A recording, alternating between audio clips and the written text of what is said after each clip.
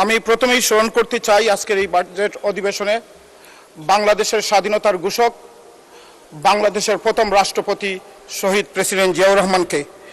একই সাথে স্মরণ করতে চাই যিনি বাংলাদেশে গণতন্ত্রের জন্য আপোষহীনভাবে আন্দোলন করেছিলেন এবং শেষ পর্যন্ত ফ্যাসিস্টের বিরুদ্ধে উনি আপোষহীনভাবে আন্দোলন করেছেন, মরহুমা মা বেগম খালেদা জিয়াকে স্মরণ করতে চাই।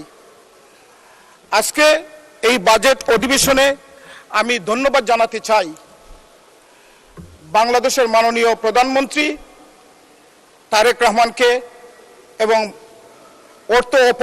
অর্থমন্ত্রী আমির খসরু মাহমুদ চৌধুরী সাহেবকে এত সুন্দর জনবান্ধব একটি বাজেট দিয়েছেন। বসুন্ধরা টিস্যু, অশুদ্ধতার বিরুদ্ধে এক বিন্দুও ছাড় নয়। এই বাজেট আমি মনে করি বাংলাদেশের প্রত্যেক মানুষের প্রাণের এই বাজেটের অপেক্ষায় ছিল বাংলাদেশের মানুষ। দীর্ঘ 1.5 যুগ পরে একটি নির্বাচনের মাধ্যমে, অবাধ সুষ্ঠু নির্বাচনের মাধ্যমে, জনগণের ভোটে নির্বাচিত সরকারের মাধ্যমে এইরকম একটি বাজেট বাংলাদেশের মানুষের প্রত্যাশা ছিল। তারেক রহমান এবং আমির খসরু মাহমুদ চৌধুরী মাননীয় প্রধানমন্ত্রী উনারা মিলে আজকের এই বাজেট দিয়েছেন। এর জন্য আমি সুনামগঞ্জ 3 জগন্নাথপুর শান্তিগঞ্জের বাসীর পক্ষ থেকে ওনাদেরকে আবারও ধন্যবাদ কৃতজ্ঞতা জানাই। মাননীয় স্পিকার, আজকের বাজেটে আমি একটি কথা বলতে চাই। এই বাজেটের সর্বোচ্চ খাত, এ পর্যন্ত বাংলাদেশের সর্ববৃহত্তর খাত যেটা দেওয়া হয়েছে শিক্ষা এবং স্বাস্থ্যতে সবচেয়ে বরাদ্দ দেওয়া হয়েছে। এর আগে কখনো বাংলাদেশে এত জায়গা শিক্ষা এবং স্বাস্থ্যতে বরাদ্দ দেওয়া হয় নাই। শিক্ষা জাতির মেরুদণ্ড আর স্বাস্থ্যই সব সুখের মূল, এটাই ছিল আমার নেতার পরিকল্পনা।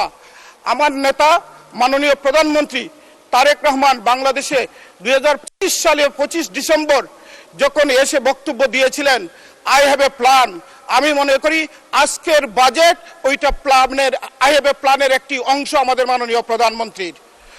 মাননীয় স্পিকার, এই বাজেটের মাধ্যমে আমি মনে করি বাংলাদেশের সর্বস্ত মানুষ, সব স্তরের মানুষ এটাকে সাদরে গ্রহণ করে নিয়েছে। কিন্তু বিরোধিতার স্বার্থে বিরোধিতা করতে গিয়ে আমাদের সহযোদ্ধা আজকের পার্লামেন্টের একটি অংশ বিরোধী দলের মাননীয় এমপিরা এটা বিরোধিতা করতেছেন। আমি বিশ্বাস করি ওনারা বুঝেন তারেক রহমান এই যে বাজেট দিয়েছেন এবং আমির খসরু মাহমুদ চৌধুরী যে বাজেট দিয়েছেন এটা বাস্তবসম্মত বাজেট ওনারা মনে বিশ্বাস করেন, কিন্তু বিরোধিতার কারণে ওনারা বিরোধিতা করতেছেন। মাননীয় স্পিকার, আমি মনে করি মাননীয় স্পিকার, আজকে এই বাজেটকে সামনে নিয়ে আমি যেটা বলতে চাই, আমাদের নেতা তারেক রহমান দীর্ঘদিন আগে বাংলাদেশ নিয়ে পরিকল্পনা করেছেন। আজকে শুধু এখানের পরিকল্পনা নয়, এটা 2014 সালে 15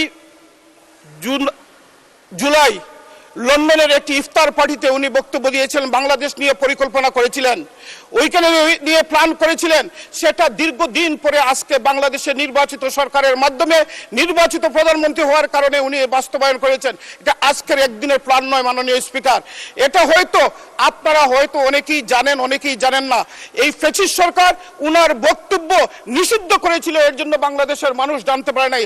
আমরা কাছে থেকে সুযোগ হয়েছিল উনার সাথে থেকে বাংলাদেশের জন্য, বাংলাদেশের গণতন্ত্রের জন্য বাংলাদেশের মানুষকে একটি সুন্দর বাজেট দিবেন এবং সুন্দরভাবে দেখতে চাবেন যে তার শিক্ষা খাতে বরাদ্দ দিবেন, স্বাস্থ্য খাতে বরাদ্দ দিবেন, কৃষি খাতে বরাদ্দ দিবেন, সেটা দিয়েছেন। আমি বিরোধী দলের নেতৃত্ব, আসুন আমরা সবাই মিলে এই যে বাজেট দিয়েছে আমাদের মাননীয় প্রধানমন্ত্রীকে এবং অর্থমন্ত্রীকে সাপোর্ট করি এবং বাংলাদেশকে আগামীর সুন্দর বাংলাদেশ যাতে হয় সেটার দিকে আমরা সেটার দিকে খেয়াল নেই।